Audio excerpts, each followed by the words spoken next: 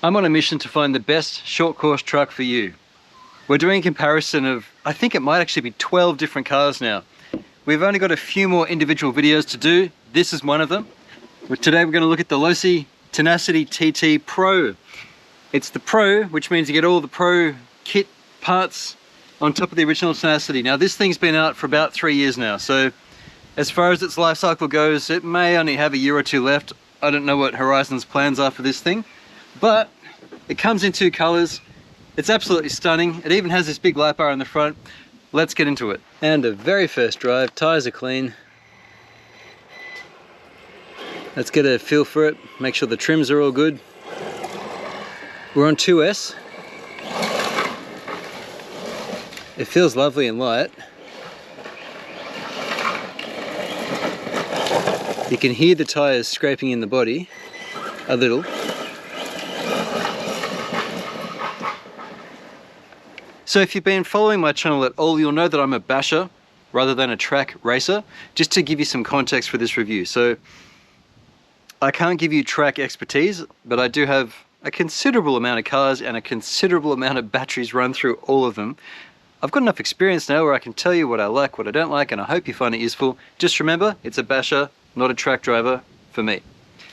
Comes with Spectrum's premium 2 and 3 channel radio. This is the DX3. 3rd channel there. I actually have a few of these. I really like that it has the AVC rate, which is your little gyro, and also the brake rate, so you can adjust just how aggressively the braking slows the vehicle. So good little radio. Comes with 4 AA's as well in the box, so really you can't complain. Good radio. Very little in the way of parts, just some basic Allen keys. There's a box wrench there, and I see a speed pinion. Now we're going to just drive it stock. We're going to use 3S and 2S today just to see what it's like. Here's the car. I actually ordered the yellow and black one, but I got the green and blue one. I'm just going to be happy with it because I still think it looks pretty sweet. There's a split in the front of the body where the light bar is, and you'll notice that the front bar is inside the body. So this ain't going to last long, but it is what it is. Let's have a look at it. All right, so the first thing that I noticed was this beautiful, beautiful chassis. I do think it would be nice to have like a nylon plate over the ends of this thing just to protect the chassis a bit, because right now everything's the same flat level. So there's racing pedigree in this, but really having an extra little nylon bump at each end would be nice. I'm going to guess that RPM makes them if Losi doesn't. The other thing I noticed was there's a bit of slop on these wheels, but particularly on the front left, and I don't really know why. The right has very little slop. That's actually what you'd like, but the left for some reason is super loose. I can see the bell cranks moving. We're going to have a look at it. There's the back of it. We've got captured body pins, a nice bumper that actually goes out past the rear of the car, which I really like, so that's quite good. But the front, yeah, I don't know. For bashing, I just saw another thing just looking at it. Let's get the lid off, I'll show you some other stuff. Ooh, these come out nice and easily. I wonder if they'll stay on the car. There's the inside of your body. Attractive stickers. Not all of them were pressed down, I noticed. I've had to go around and just press air out of these stickers. So, as with other Losi cars I've got, there's not been a lot of care with the decals going on, but now if you're familiar with the Losi 10 platform, you'll see a lot that's familiar and some stuff that's new. I think, having looked at stuff in the past, I think this top brace is actually new. You'll also see that we have a very bendy battery top here. You might end up replacing that with a Velcro strap depending on your battery sizes, because that's actually quite a low battery. That's what the extra plastic bits are for. The extra plastic bits that are included raise this up if you want to put a bigger battery in for bashing, which maybe we do. This side's crazy loose, right? This side just isn't. This side's actually just fine. There's a little movement on the servo. There's a little on the servo saver, but why is this side just so loose? Why? I understand there are only bushings in here, not ball bearings. That doesn't have much movement in it, so the actual movement is... I'm just trying to see if there's a loose screw or something, because it's quite loose. Anyway, doesn't matter too much, again, since we're bashing. The thing I noticed through the lid was this. There's a bracket here, and as this stuff presses back in an impact, that's going to shatter, or it's going to transfer it to the bulkhead under there, which, I mean, there's a lot of screws to replace. A lot of the other cars I've got here have a hinge of some kind in here to help absorb impacts. It's the S614 servo that we know very well. It's a 130 amp ESC firmer and a 3150 kV motor, brushless 4-pole, and it's quite tidy. As far as what fits, this is the same size as the 5000 and up from Z in hard case. The pack inside varies. The length is absolutely fine, but the top probably won't be. So those little extras in here will be needed to raise up this thing, unless you go Velcro. Then I've got a more standard size brick, 5800 from Ovonic. That also fits, and we can strap that guy in. So I guess we're just driving with 2S today. That's your connector, EC5, or IC5 that is, with it's EC5 compatible though. But yeah, there you go. Alright, so that's the ABC, you can turn that right down. So I like that. But we might need to calibrate this. Let me just check throttle trim. So that beep tells you when it's centered. But we've got nothing.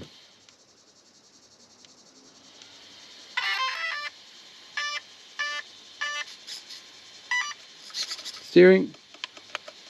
Oh, there we go. No reverse. What?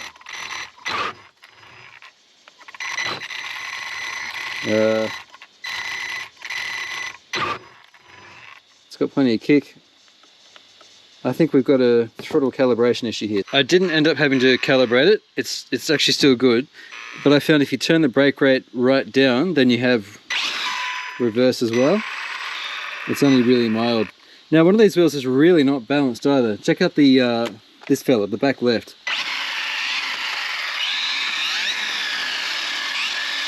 And the front and back left are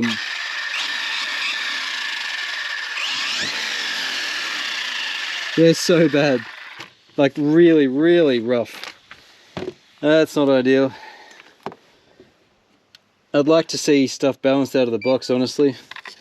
I know everything's made to a price, but gee whiz, this these two wheels are just awfully unbalanced. There's not really much I can do about it without, you know, going through weights. Right, let's just take over the rest of the vehicle. There is a section on calibrating the receiver and all that. I will do that, I think, but anyway. It's a good manual. We've got nice aluminium bodied shocks and alu caps, which is a big deal. Again, I'd really like to see this being a flexible piece. It's a shame it's not, but that's all right. We've got adjustable toe and camber on the front, and just adjustable camber on the rear. Toe is set. We've got adjustable, are they adjustable? I suppose with stiffness. They're ever so slightly adjustable sway bars front and rear, which is nice. It's a very clean base. I think it's going to go alright. There's a lot of holes in these arms, so these are clearly competition style arms. As to how durable they're going to be, I don't know. I also see quite a lot of movement in the rear. What about the front? A little bit, but gee, the rear is very loose, isn't it? There's a lot of play. I suppose I'd be shimming that down. Again, I'm not a track guy, so I don't know what the wisdom is on this, but my inclination would be to shim it so that you don't have lost traction, I suppose, and lost drive. But it's pretty tidy overall, isn't it? I'm coming from a bashing perspective here, so I haven't really got a lot of other opinion to give you besides the fact that it looks clean and well laid out. I like the radio. How's it drive? Let's see. Now, AVC, we've got turned right off. I've got AVC off, brake rates right off, right down low. So here's braking, 2S, full pull.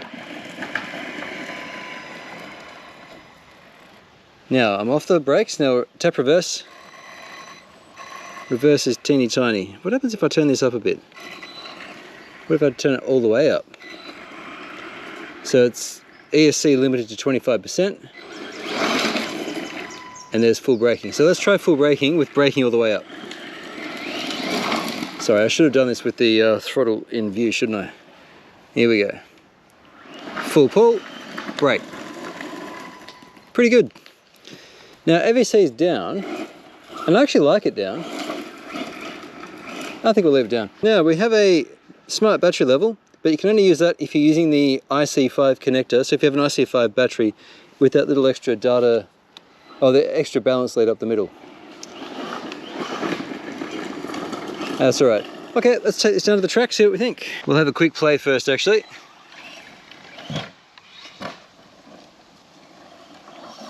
It glides pretty nicely. That was low speed. Slightly higher speed.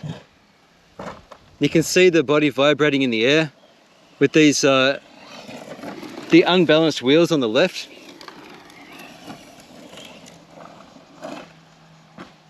That's pretty tidy.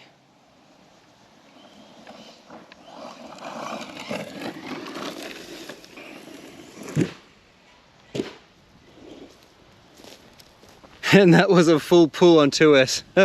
Bit of a rough landing, wasn't it? I suppose we should do an abuse check first. Okay, sorry car. That was a faceplant. I just want to have a look at it after that, because that was quite a big impact.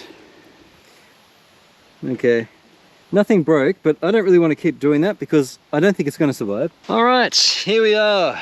Let's give it a whirl. Again, AVC's off. You'll no doubt be able to tell from my driving. And again, we're on 2S. It feels lovely and floaty, lovely and light. I like the tires, aside from the balance issue. They slide just right. I'm really, I was never into short course trucks before, but I'll tell you what, they're just enjoyable to drive.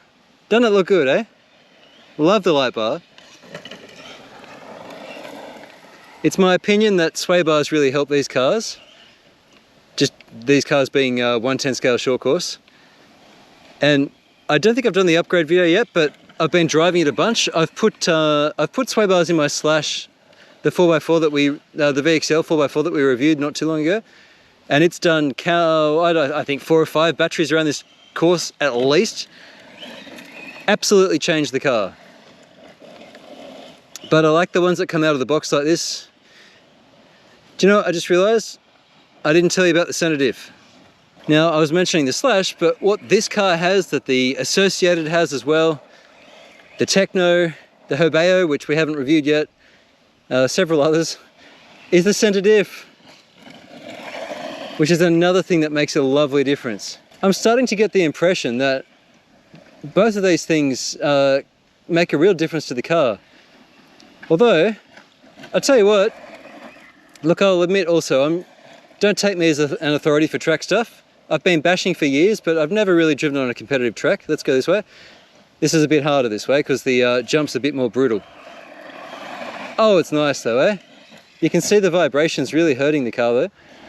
And this direction is harder on that jump. It's much rougher. I tell you what though, it's very, very replanted, and it doesn't, we've rolled once, and I think the track just rolls, I would say the track just flips over once every 4 laps for me down here, even with the sway bars. And it's almost every lap without the sway bars. Yes, that's my driving, but before you jump on and tell me that in a comment, it's my driving for all the cars.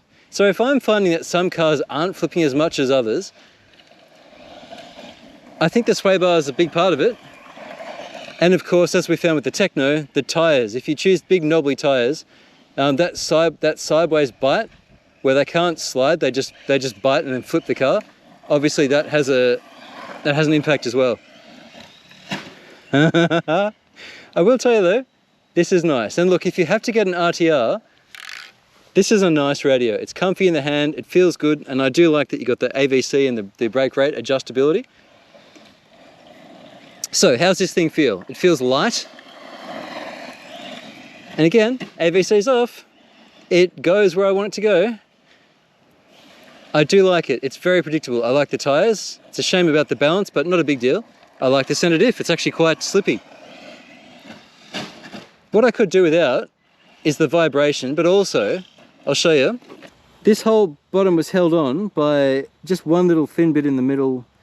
Sorry, it had an offcut. So this whole thing's just first battery and it's already gone.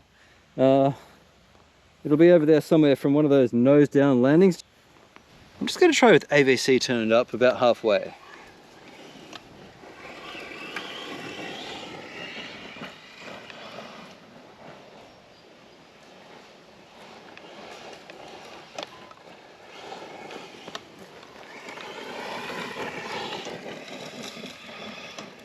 Okay, with AVC turned up about halfway, look how much faster I'm able to get these lap times down.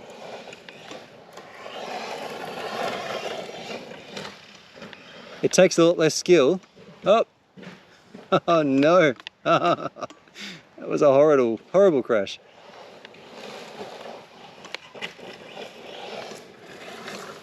So yeah, AVC is 50%.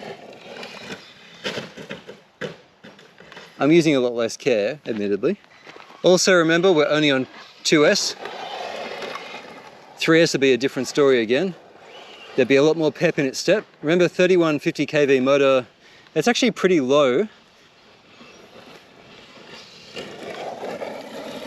You'd have top speed and torque for days. So yes, this has made me a faster driver with AVC turned up, but not a better driver. All it's really doing is covering my shortcomings as a driver. So if you want to get better, turn AVC off. But if you want to look awesome, turn it on. 50%, wow. Yeah, there's a lot of room for optimizing, obviously, but it makes me look pretty good, doesn't it? Yeah, I know, not great. And I know you could do better. Not much better though. Yeah, okay, much better. Oh yeah. Like the car, wish it had better front body protection. It's pretty good though. Pretty good. We've driven for about 7 minutes so far. 7 minutes. That speaks to a design shortcoming in my opinion. You want a bumper that goes in front of it, not under it. Now I know realistically they sit under it and you get that lovely front skirt, which is what this black part imitates, right? Like I get that. But for an RC car, it's still going to be driven. It's going to land like that a few times, isn't it? This shouldn't happen out of the box.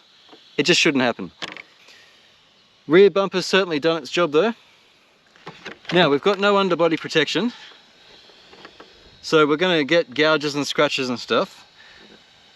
That's par for the course, I guess, and those shaky wheels aren't ideal. One last thing is this plastic at the back is being ripped upwards. With every time it hits the ground, it's getting scraped up. That's going to lift off and break in the not too distant future, and that loses part of your rear bracing. So, what do you need out of the box for this, in my opinion? Get an RPM bumper. I haven't looked, but I'll put a link in the description. I'm going to find one. Get a bumper that protects this body a bit better, and or protect the thing yourself, you know, shoe glue and some tape or whatever. Nothing's going to last terribly long if it's in front of the bumper though. It's a shame it's like that. The other thing you want to do is get a, I guess it's going to be nylon, but see what you can find. I'll put links down below. You want something that bolts on under here, so it'll come with like longer screws and sit above that and protect this chassis. I'd probably do it on the front as well. It's probably not as important, but especially if you're bashing, but even if you're tracking, at least the rear, it just needs it. And the balancing of the wheels is a bit of an issue. That's the end of the negative side. How's it feel when it's driving? Really good. It's very sure-footed, it slides nicely, it goes where I want it to go. I'm going to put in a few hours on this now and I'll be ready so that when I do the comparison of the 12 vehicles, I'll have put at least 6 and usually more than 8 or 10 battery packs through all 12 of these cars, except maybe that really cheap one, maybe 1 or 2 more packs, but I mean, it was $100. We're going to come back and look at all 12 of these cars. I'll put a link down below for all the other individual reviews. All we have left to do now, I think, is the Hobeo and the Baja Ray 2.0. They're the only 2 individual reviews I have to do. And then we can do the big 12 car comparison. It's going to be a big one. I mean, there's quite a lot of car here, right? There's going to be a lot. If you like this car, absolutely check it out. I understand there are some good upgrades, but I think really just that bumper and the underbody protection would be a really solid start. And maybe fixing this sloppy steering. I'm sure Losi will have some parts for it as well. I don't like how loose it is, but as a basher I also don't really care too much, so there you go. Guys, throw me a like, thank you for watching. I'll catch you again when we do this big comparison. And in the meantime, I've got a bunch of other cool stuff to show you as well. Catch you next time on RC-TNT. Cheers.